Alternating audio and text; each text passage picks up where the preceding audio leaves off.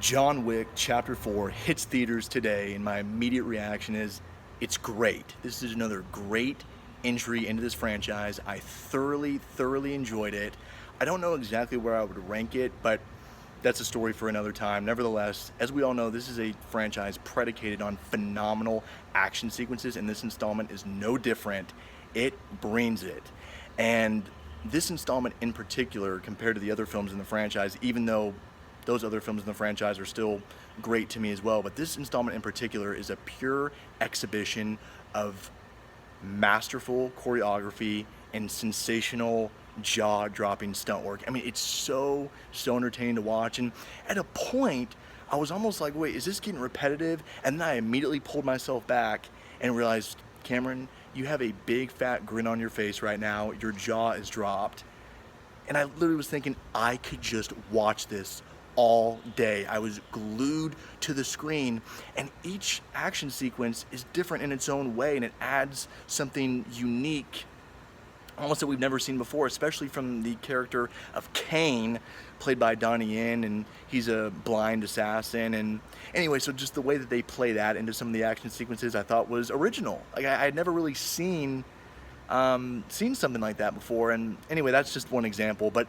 there are a lot of great new additions to the franchise in this film. Like I said, Donnie Yen as Kane, also Shamir Anderson, I believe the actor's name is, who played Mr. Nobody, or he's credited as Tracker. He was great. Scott Adkins as Killa was freaking phenomenal. The big, like, fat, like, he's like a big fat guy, but he's freaking phenomenal. And that leads to a action sequence in like a nightclub, which reminded me of the nightclub sequence in the first film, which is one of the best action sequences I think I've ever seen in my life. Definitely a standout of this series. And so yeah, this sequence in this film very much reminded me of that film as well. And I think there was even a sequence where the music that plays in that nightclub sequence from the first film is also woven into an action sequence in this film. Maybe I was wrong, maybe I was just hearing things, but I just watched the first film and all the other previous films before seeing this film, and so there was the soundtrack over one of the action sequences sounded very familiar to the soundtrack over the nightclub sequence from the first film. But nevertheless, thoroughly enjoyed this. Another great entry into this franchise. I think all four are great. I really do. And like, this is what I've always wanted from an action franchise. Like, this is like the perfect modern day action franchise. I mean, it's